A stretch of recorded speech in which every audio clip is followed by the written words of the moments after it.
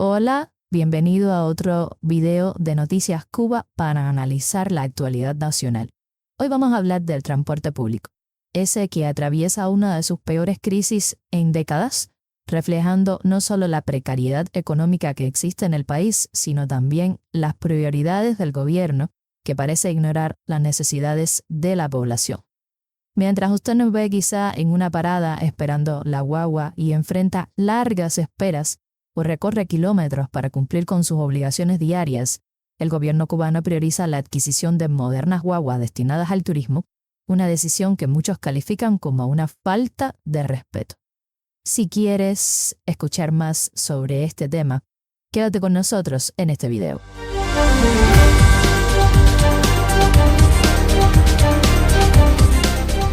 Recientemente, imágenes de nuevos ómnibus Yutong y de otra marca china que me es imposible pronunciar fueron descargados en puertos cubanos y generaron una ola de indignación en redes sociales. Probablemente mientras usted esperaba la guagua para ir para el trabajo o para ir a algún trámite, vio las imágenes en Facebook.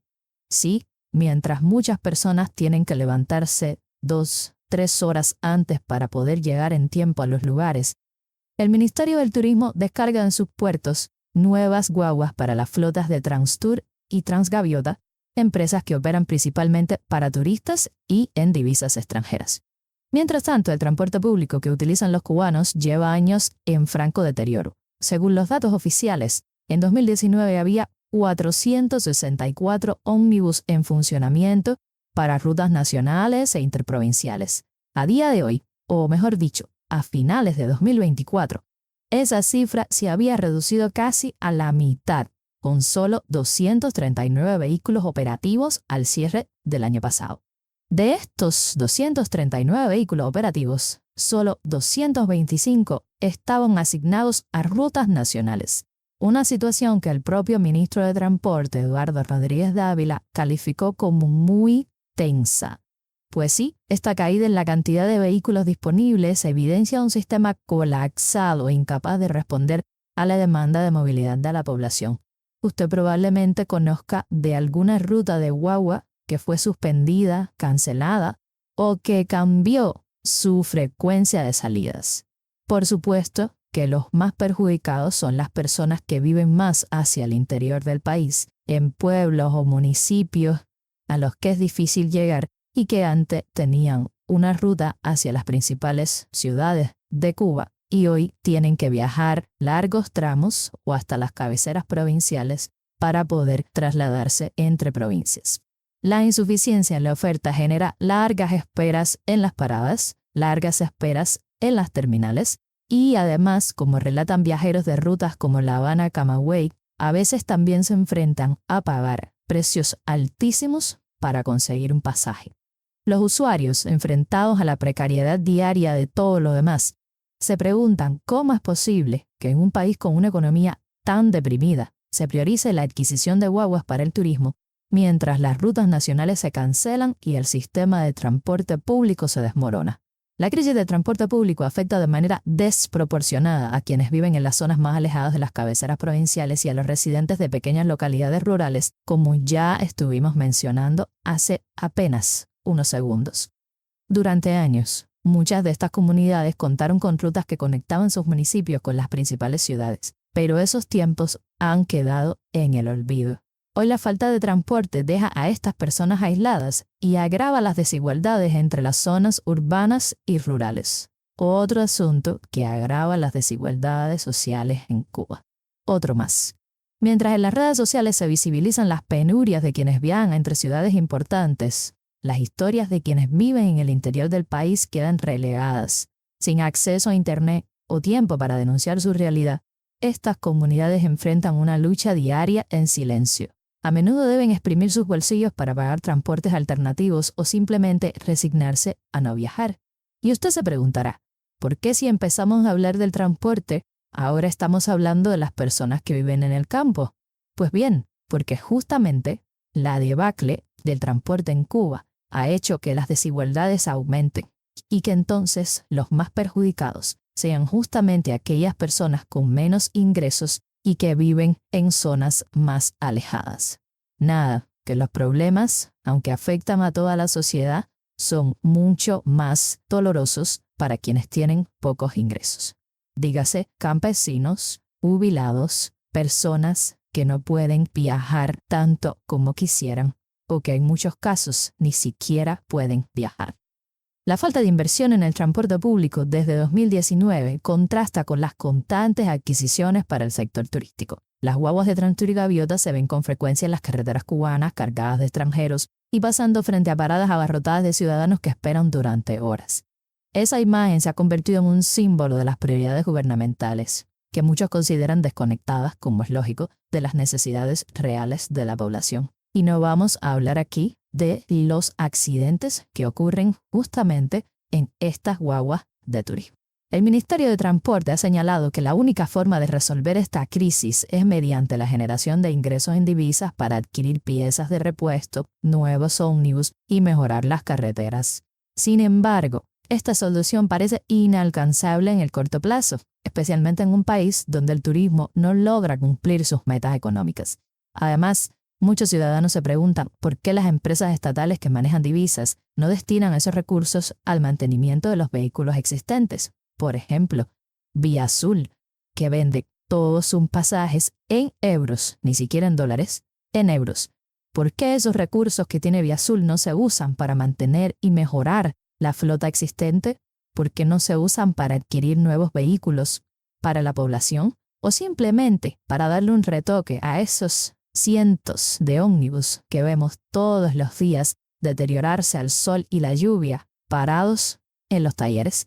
El contraste entre las flotas del sector turístico y el transporte público no se limita a la calidad de los vehículos. En algunos casos, los ómnibus que se dan de baja en el turismo terminan en manos del sector privado, que los repara y reutiliza para transporte alternativo. ¿Qué nos dice entonces esto?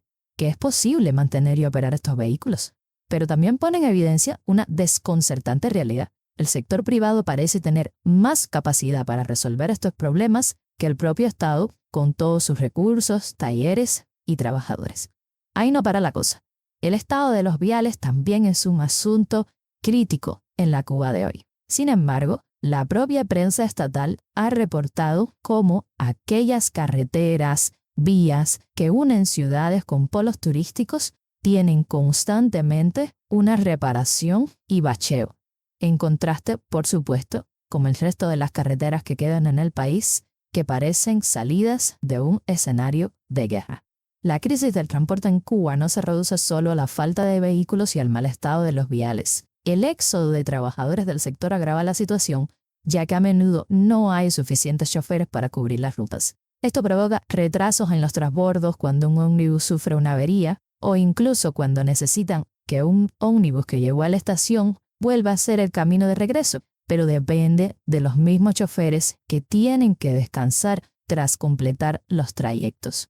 A esto se suman problemas organizativos y de disciplina, como el cobro excesivo de precios por encima de cada uno de los pasajes, los choferes que recogen en medio de la carretera y también cobran aparte, una práctica que refleja las dificultades estructurales de un sistema incapaz de satisfacer la demanda, no de ahora, sino desde hace muchos años.